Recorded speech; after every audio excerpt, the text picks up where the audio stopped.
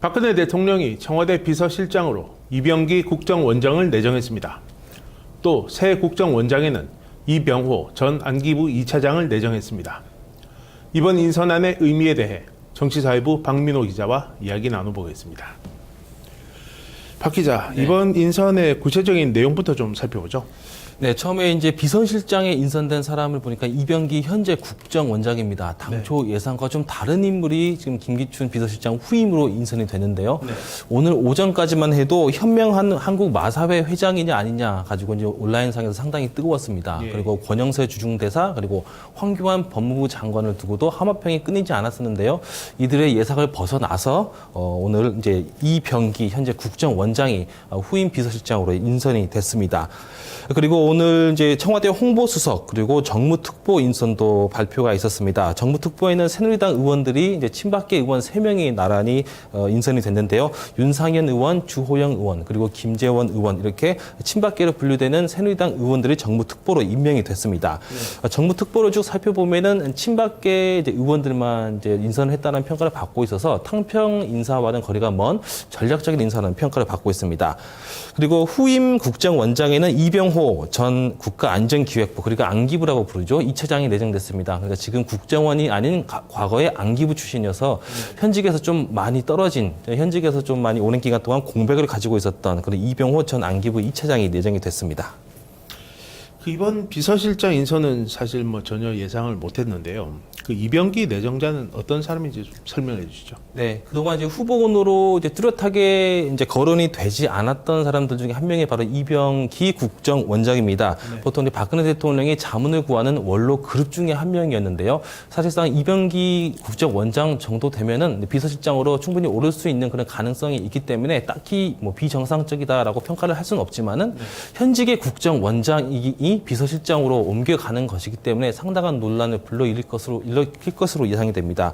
그리고 국정원장으로 취임한 지 지금 한 7개월 정도밖에 되지 않은 상태이기 때문에 그만큼 청와대 주변에 지금 비서실장으로 자리를 앉힐 수 있을 만한 인물이 없는 것 아니냐라고 하는 그런 비판적인 의견도 상당히 많습니다. 네.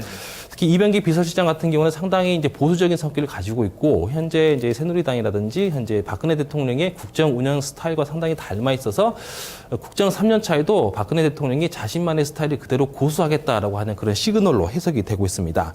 그리고 실제 김기춘 실장과 사실 스타일이 크게 다르지 않다고 보기 때문에 국정 쇄신, 인적 쇄신에 있어서 국민들의 그런 어떤 요구를 충분히 받아들이지 않았다라고 하는 그런 비판적인 의견도 상당히 많이 나오고 있습니다. 네. 물론 박근혜 대통령이 평소에 이제 신뢰하는 사람, 가까이 두는 사람을 많이 이제 인사를 내는 그런 특징이 있기 때문에 이런 결과가 있었던 것으로 보이고요. 특히 국정원장 출신이었던 이병기 비서실장 같은 경우는 이제 과거 한나라당 시절이었죠. 그때 차떼기 논란과 관련해서 좀 정치적으로 관여했었던 그런 일이 있었기 때문에 좀 논란이 되었었는데요. 네, 이제 작년에 국정원장 청문회장에서 이 부분을 좀 명확하게 사과를 했습니다. 그리고 앞으로 정치에 관여하지 않겠다라고 솔직담백하게 말을 했었는데 단 7개월 만에 다시 정치권 안으로 들어가서 그것도 대통령을 가장 가까이서 모시는 그 최측근의 그런 일을 수행하게 된다는 점에서 다시 한번 그런 정치적인 논란을 불러일으킬 것으로 예상이 됩니다. 네. 일단 현직 국정원장을 7개월 만에 다시 비서실장으로 이렇게 낙점한 것에 대해서 형 정부가 인적 쇄신에 있어서는 아직까지 좀 부족한 것 아니냐. 그리고 청와대 자체에서 인사 검증을 통했을 때 좀 탈락한 사람들이 워낙 많기 때문에 이런 이제 결과가 나온 것 아니냐라고 하는 의구심이 많이 나오고 있습니다. 이제 일명 야권에서는 이제 회전문 인사, 돌려막기 인사로 다시 회귀했다 이렇게 부정적인 평가를 내고 있습니다. 이병기 비서실장 같은 경우는 가장 특이한 이력 중에 하나가 과거에 황장엽 씨가 이제 망명을 할 때 이제 이를 직접 기획하고 이제 지휘했었던 인물이었는데요. 당시 안기부 제2차장 시절에 명성을 떨쳤습니다. 네. 그래서 이제 이번 인선으로 청와대가 인적 쇄신에 성공할 수 있을까? 여기 대해서는 이제 많이 좀 의문도 제기되고 있는 상황이죠. 네, 이제 그동안 이제 여론도 그렇고 정치권에서도 이제 요구했던 게 국정 3년 차에 있어서는 인적 쇄신, 국정 쇄신을 이제 올바르게 해야 된다라고 끊임없이 요구를 했었습니다. 이번에 이제 청와대와 그 정부 측면에서도 그런 부분을 노리고 이완구 국무총리를 이제 인선을 했고요. 또 이런 배경에서도 비서실장도 교체했다라고 좀 판단이 되고 있는데요.